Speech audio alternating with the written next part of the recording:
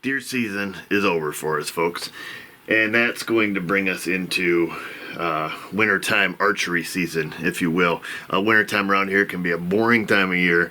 There's not a ton to do if it's cold and crappy outside, so you've got to do something, and what better thing to do than hone in your archery skills, the limited ones that we have. Vanessa and I both enjoy shooting archery. Neither one of us are great at it, but we enjoy doing it, so we try to do it year-round.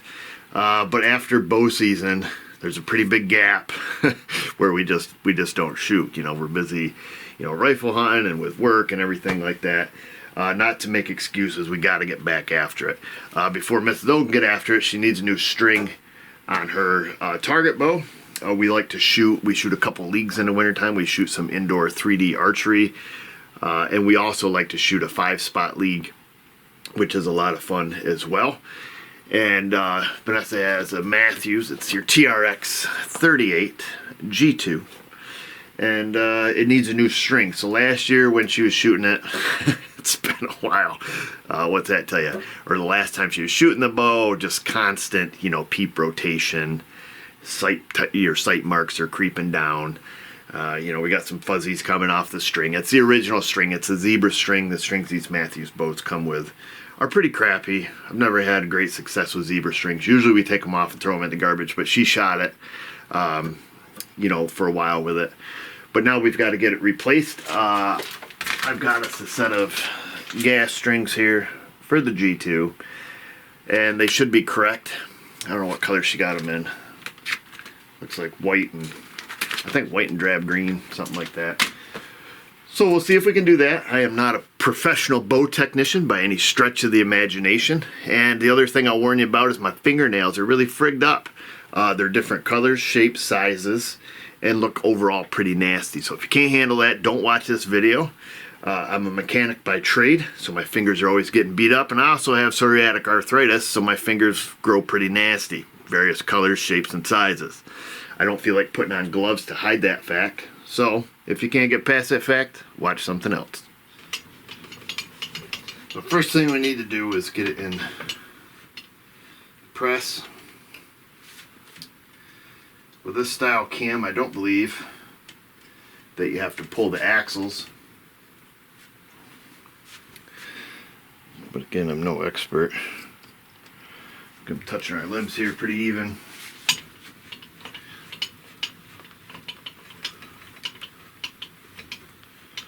Alright, there we go. Our string's nice and loose. These are our 2 bus cables. And I think we need to take off our cable guide. We will get out some glasses. The lighting down here is extremely poor. So we've got everything going against us. I can't see, and well, there's no light. We're going to unhook our string first. Unhook it from the top cam, and I'll come down here and pop it off the bottom cam. We'll set that to the side because that still has her peep sight in it. We'll have to get her measurement from her D-loop to her peep sight, which I think is about 5 inches for her. And then, I guess when we're down here on this cam, the bottom cam, we could unhook the one cable. Yeah. Pay attention which way they go. We might not have to take that roller guard off.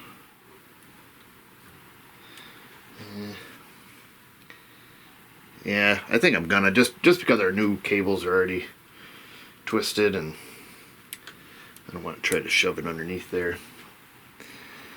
Take our top one off. Pull that bad boy through. And then we can, let's see.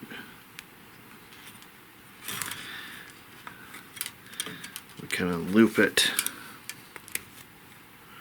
around that cam. They have like a, I don't know what they call this style. It's like a lasso.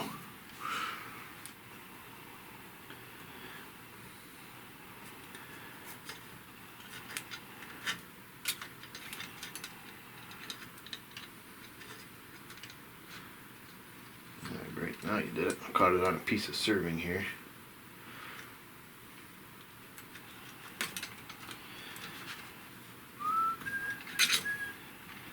There's that. All the strings are off, cables are off. Kind of check, see what your cams feel like here. A little different cam than we're normally working on. Am I right? Alright, that's it. Okay, let's get our new ones. Let's pull this, I don't know, the guide here off the top of this cable guard, or cable guide anyways. I have to hold that sucker.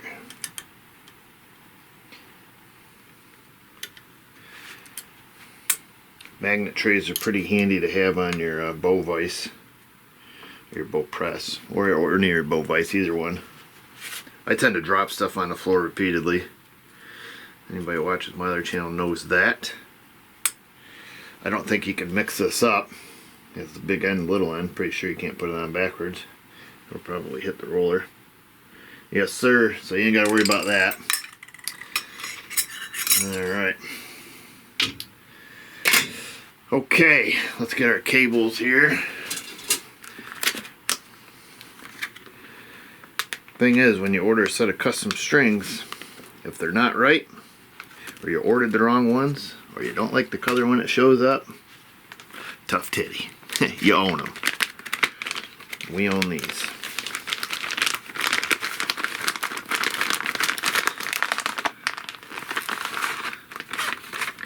Another free sticker. Put it in the free sticker box. Well, free sticker, I use that term loosely. These are going to be held together with paper clips, because when they make the strings for you, they twist them. A certain number of twists. If you screw it up, you can always twist them approximately 1 twist per inch.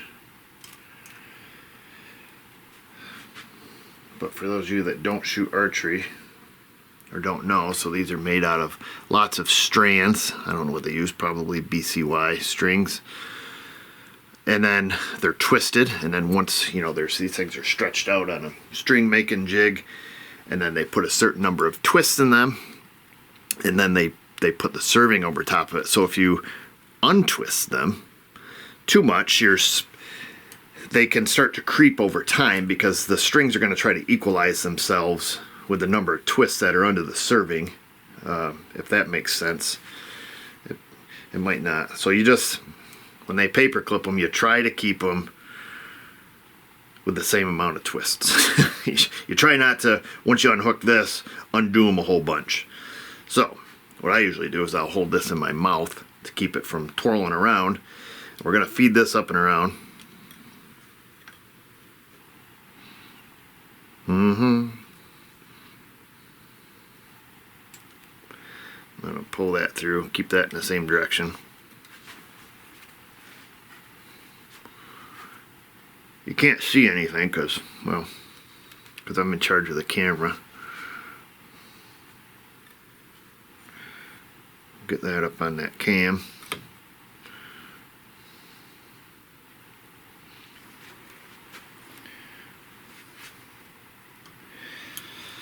Then we're going to run this down around town. That's for our string. Get our cam going the right direction here. Take my paper clip off. Have to put a little tweak in the end of it here.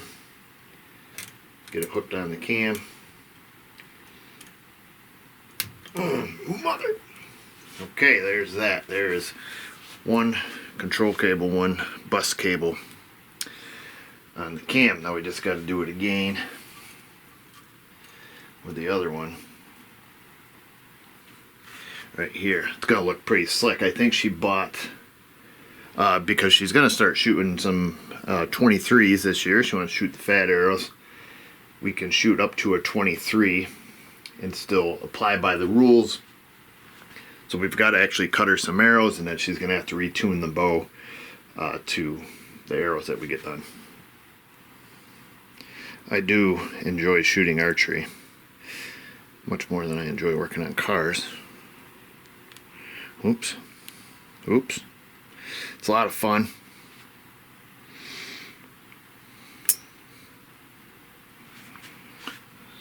So, It's very difficult. It's frustrating.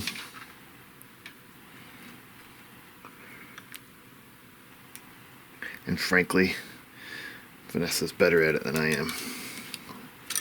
Last year in our indoor 3D tournament, she took first place, I took second. It's about 60 participants. And she beat me by 3/10 of 1 point. So this year I'm bound and determined to beat her. She beat me the year before too by a few points.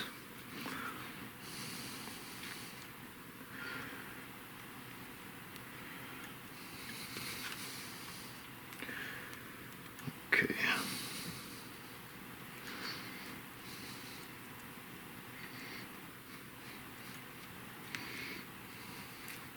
There we go. And we'll run this up. I'm taking the twist out of it and we'll hook it up here on our top cam. Goes underneath that cable, I believe. We'll sort it out. Could be wrong. Come down here. So we're keeping the twists in it. Just have to bend it this way.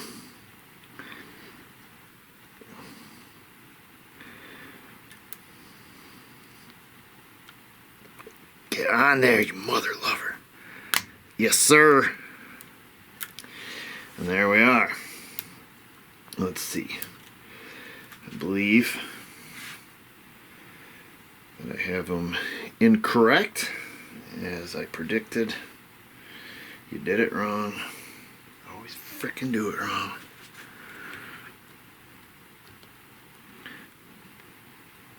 I don't know how bad you can really mess it up. I don't think really bad.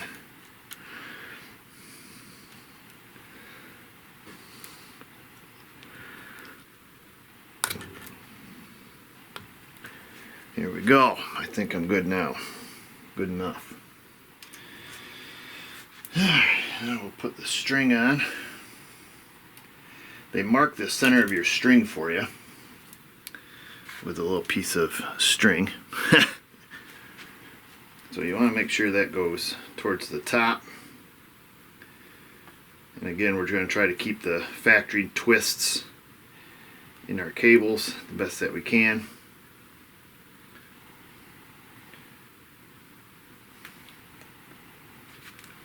This is the top.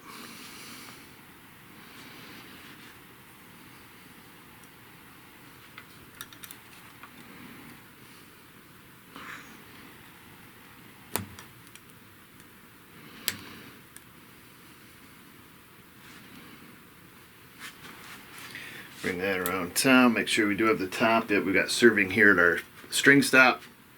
Here's the middle of our string. Don't lose that sucker, especially if you've got a single colored string. Otherwise you're going to be counting strands. So I'm just going to pull that up before we get it under pressure, about where our peep's going to be a little easier to find. And then we will give it the classic loop around here too. Get that kind of going in the right direction.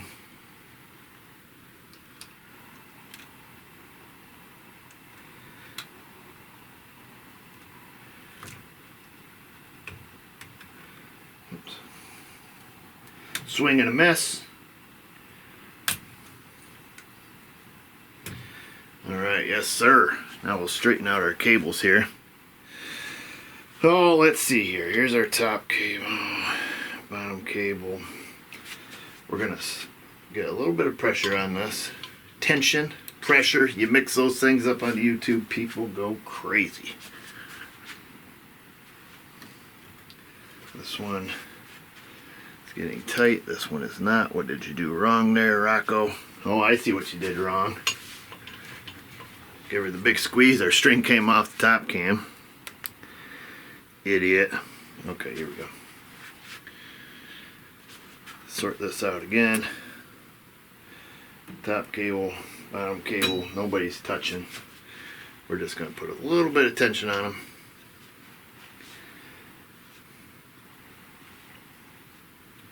Okay, let's put our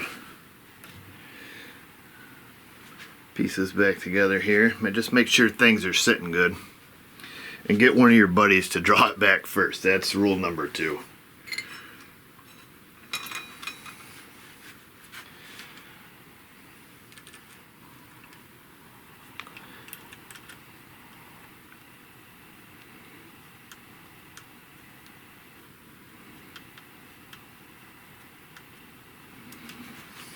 Might need a second Allen key to get this tightened up. They have Loctite on them.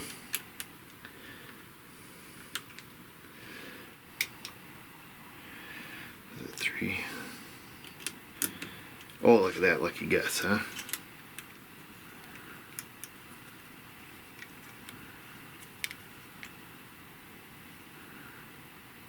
You're going to want to torque that to factory specs. We'll come back and do that. You guys know me. Now, factory on these bows, they do have these little covers. They go on the cables in case there's any cam, you know, to keep your cams from rubbing on your serving. A lot of that's going to depend on how you have your top hat set up. I don't believe that she has any cable contact issues, but I'm going to pop these on just in case. You know, just take them off and throw them away if you like. I have this on the wrong side. You don't want it on the active side of the cable. So you kind of understand here what's going on. Just this guy has it on the wrong side. Don't put it on that side or you're going to derail your cables and you'll have a big epic show and your wife will blame you. So let's get it on the right side, fella.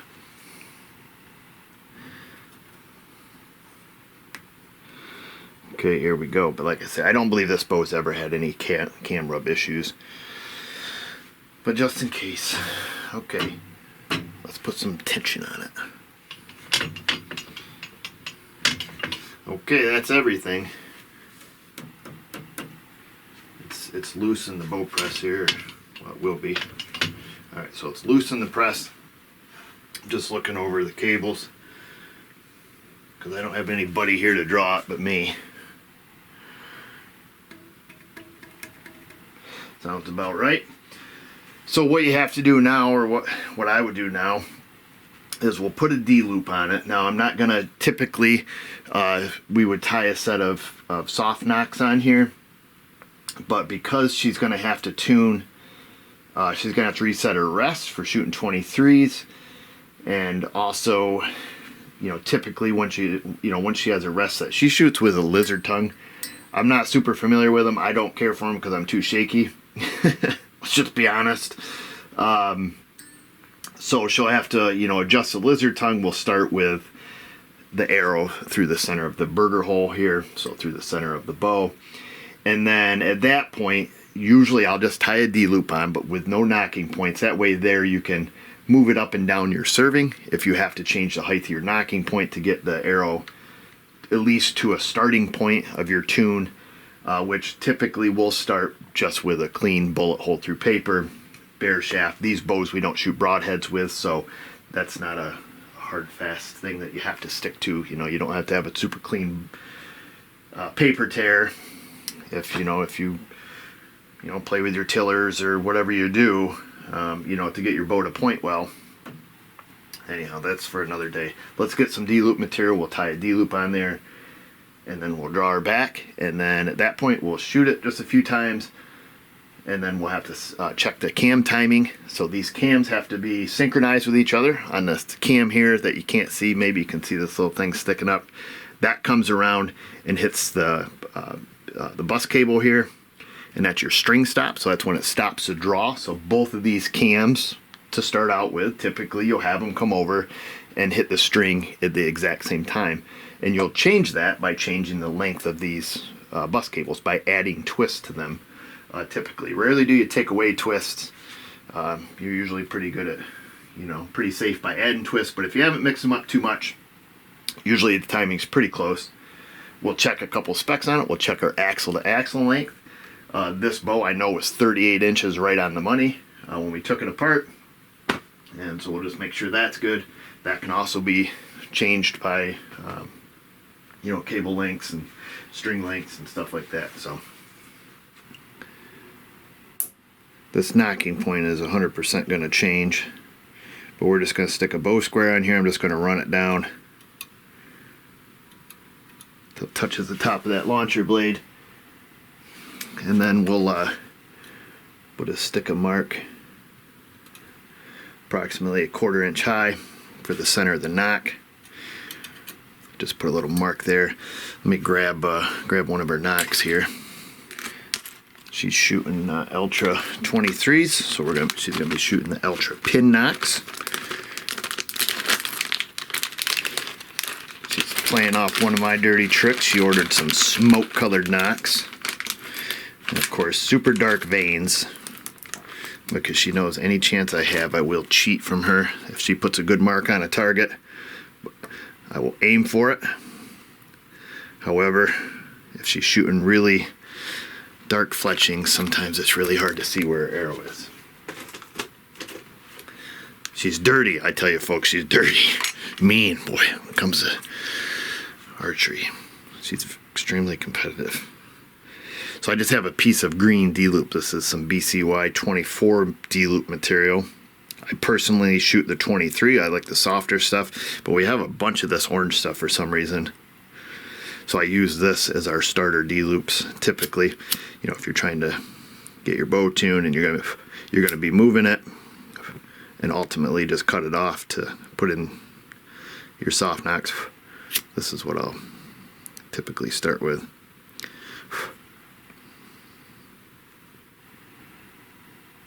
Is it cooled down? Okay. So we have our mark. She's right-handed, so I'm going to start with it on this side of the... Watch, I don't even know how to tie a D-loop. Forget about it. So bring her up and around town. We definitely don't want our knot on the inside like that. So this is why you don't watch Amateur Hour.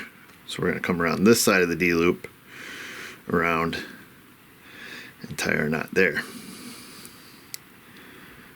Okay, that's where we're going to get it started. Actually, you know what? Let me put this in the... Let me tighten it up a little bit here in the press. I don't want to accidentally pull it out.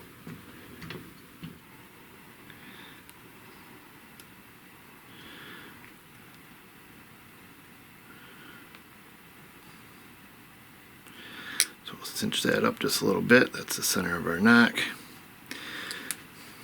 Some people will pre-cut their D-loops in a predetermined length. You'd think I would, but for some reason I don't. So come around there, like so, and bring that around on this side, like so. Figure out about where we need it for length. Move our knock.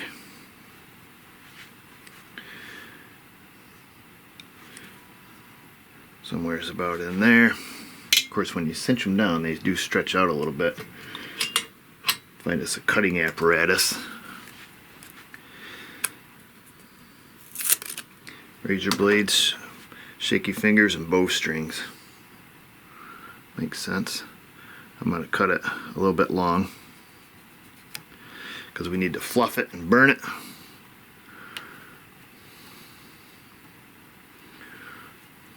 I don't trust myself with an open flame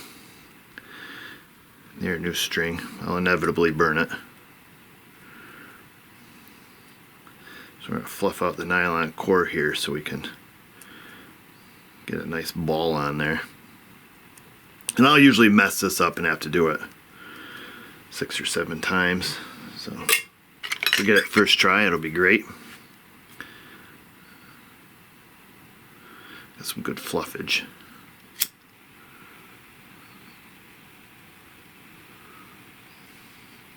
All you're trying to do is get that to melt down. Lots of videos of how to do this for real on the internet.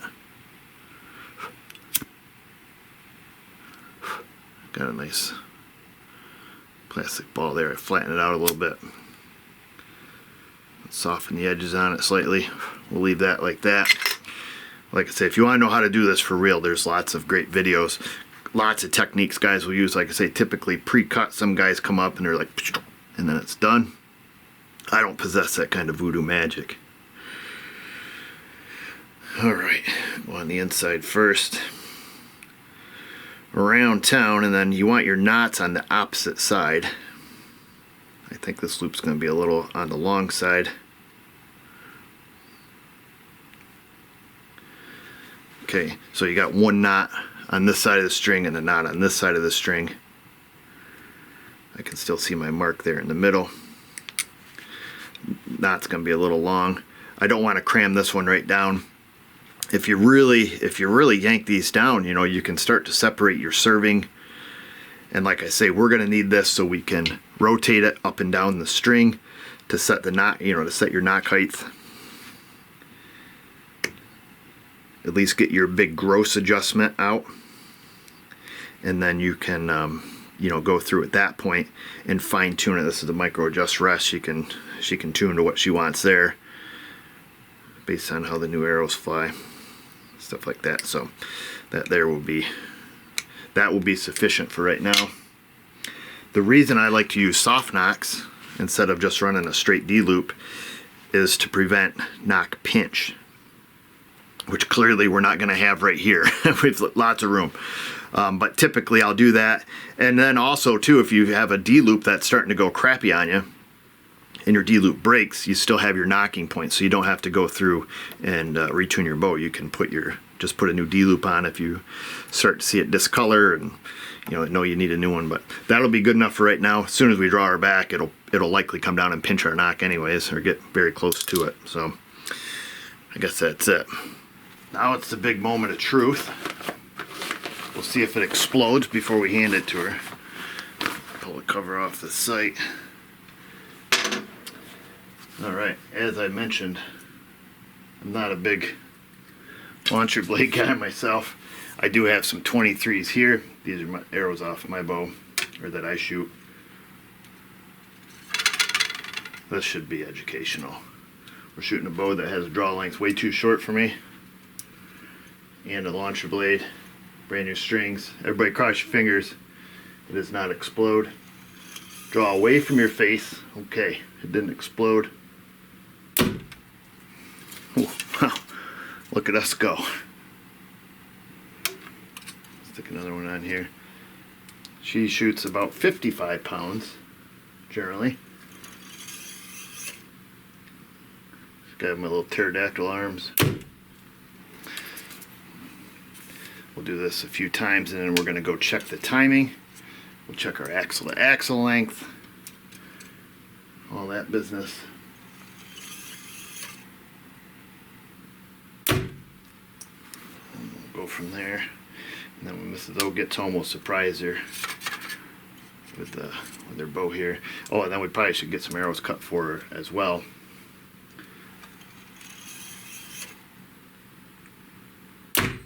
Okay, that's it, folks. Let's see what the draw weight is here. Overall weight on her bow without bars is 6.3. We're looking for around 55 pounds. Looks like 53 there. Give her one more pull. 53.5. We'll give her a couple of turns here, but let's check our cam timing first. Now this is a bit trickier. Usually I'll have Mrs.O help me because I don't have an actual draw board. We've got a little drawing tool here from Last Chance Archery, which, if I'm being honest, it's pretty sketch. I should have, idiot. Let's see here. See if we can just get the bow to balance slightly for half a second. I should have hooked it on the bow first. But we can at least draw her back and check our cam timing. Just like a car.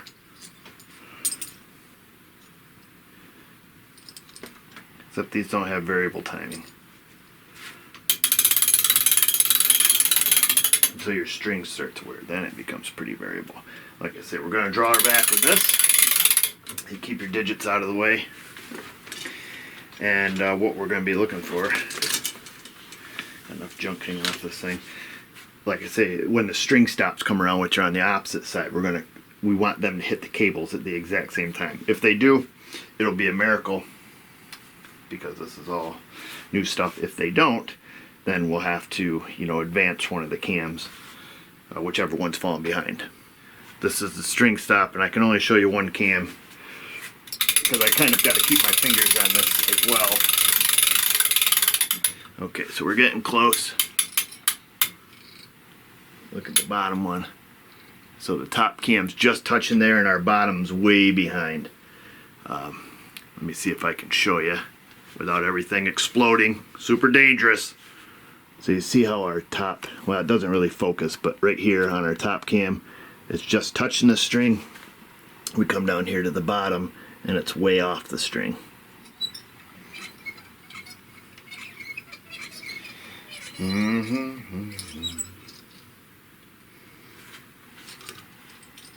Leave that hanging, we'll stick it back in the press.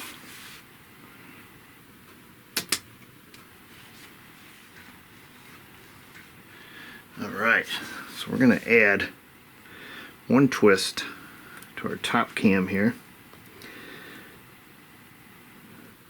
Hook that. Twist this direction. So we'll give it one full twist. We probably need at least a twist and a half. But it's just as easy to come back and add more. We'll stick our string back on. Hold up on it. Look at everything.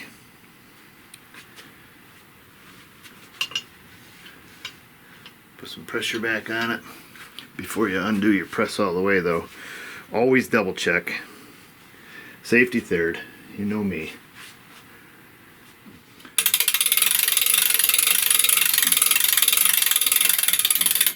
Ooh, don't go too far there, fella.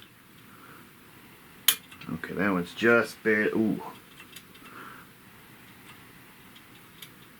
That one's just touching there.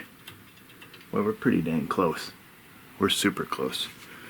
Both hands off, it's scary. You can see that string stops just touching. That bottom one is just a whisper off. Half a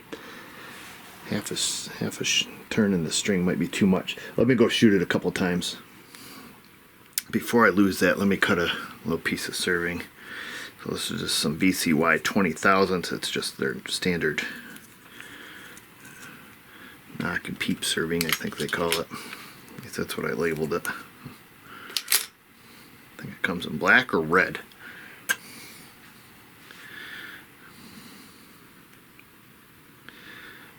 Like I say, before I lose this, oops, that was in my mouth. Now it's on the floor. I can't even feel my lips. 5-second roll, we're good. I say if your strings are two different colors, usually this isn't a big deal. I don't trust myself, so I'd rather have two pieces in case I do something stupid.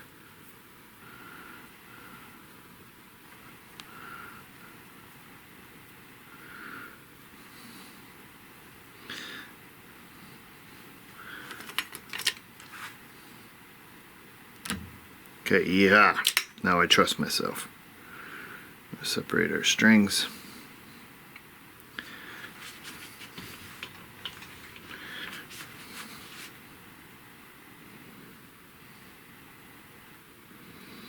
They do make a string separating tool. I'll drop our peep in here. See how close we are. We'll get a little tension on these strings. We'll set it on our mark.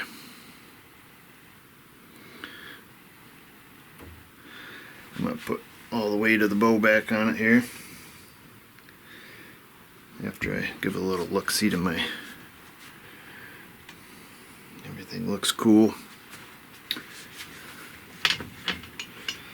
Alright, that's full weight on it.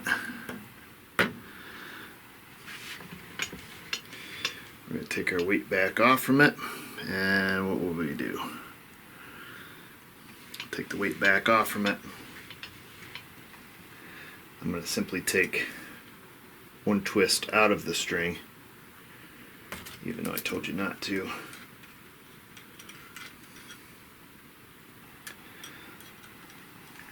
Okay. I'll pop my string back on the bottom cam here. I just want to try to straighten out our peep here a little bit.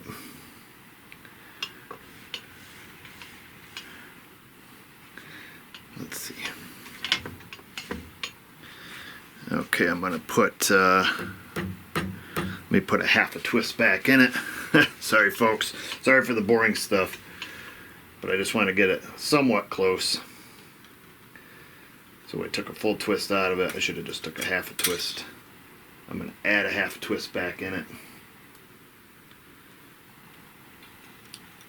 We'll have it so messed up by the end, we won't even be able to shoot it. Let's see.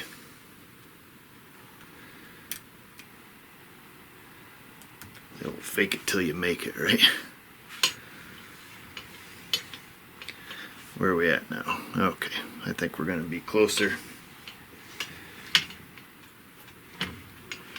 All right.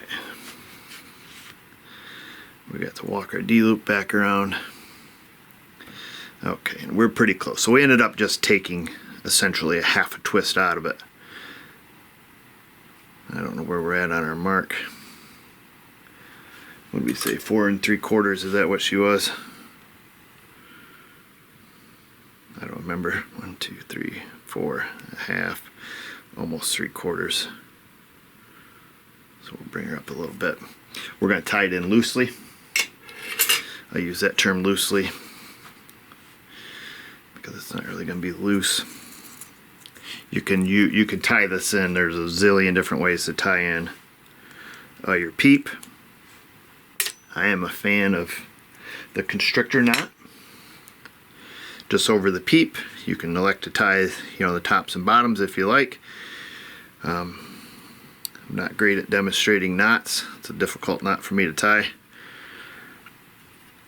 So I like to tie it on my finger first. That is typically how I will tie it. If you go, I think Hamsky perhaps has videos on this, or Specialty Archery, sorry. I think lots and lots of videos on how to tie a constrictor knot or a clove hitch. They're both great for tying in peeps. Usually if I'm not serving it top and bottom, I do like this constrictor knot.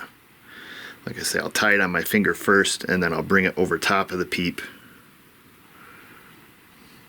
And then just start getting it in the string groove. But once you pull it, that's it, man. That knot is not coming undone.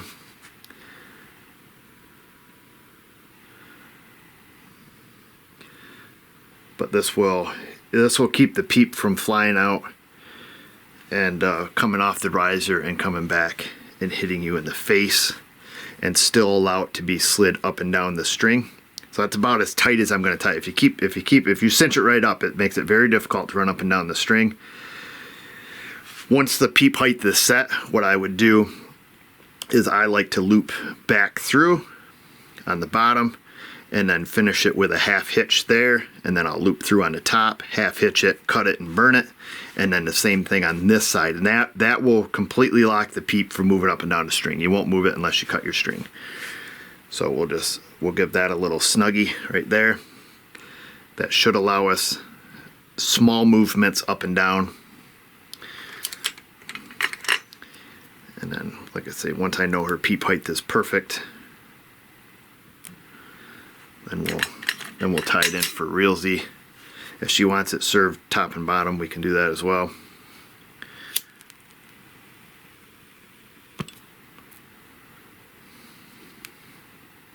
Always have your fire going up.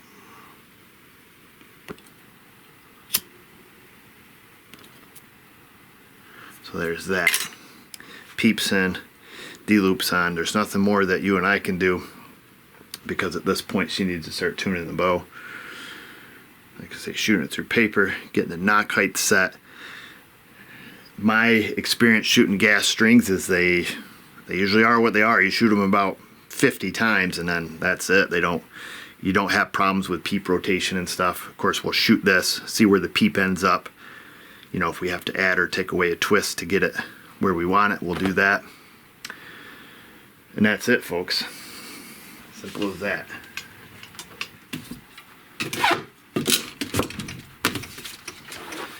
Added a half a twist back in it. The peep is straight for now. Shoot it a few more times.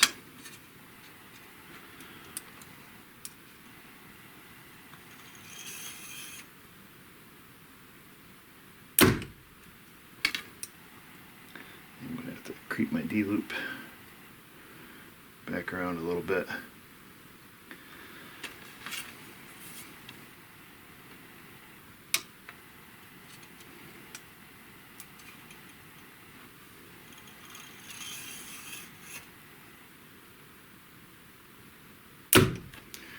I can see through it.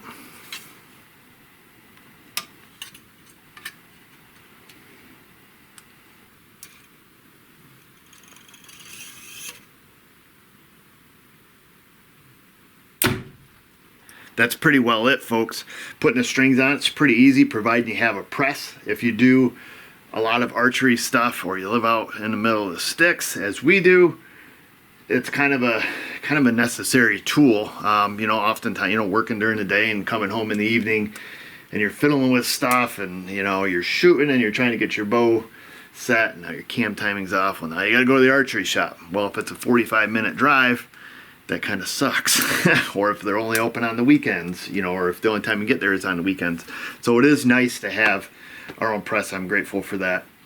And I'm also very thankful for the information age that we live in. There is a ton of information on the YouTubes. That's where I've taught myself archery. That's where I've learned what I've learned about about everything. And you kind of got to take some things with a grain of salt, as any you know, topic is discussed on the YouTubes. I'm not a professional archer, and I'm not a professional bowman, we'll call it. A bow mechanic, bow technician, I don't know what they call it. I'm just your average schmuck DIYer, so don't take this video seriously, and definitely don't use it as a how-to. This is just the process that I use working on our own stuff. But I am thankful for the amount of information that we have freely given to us on the YouTubes and other platforms.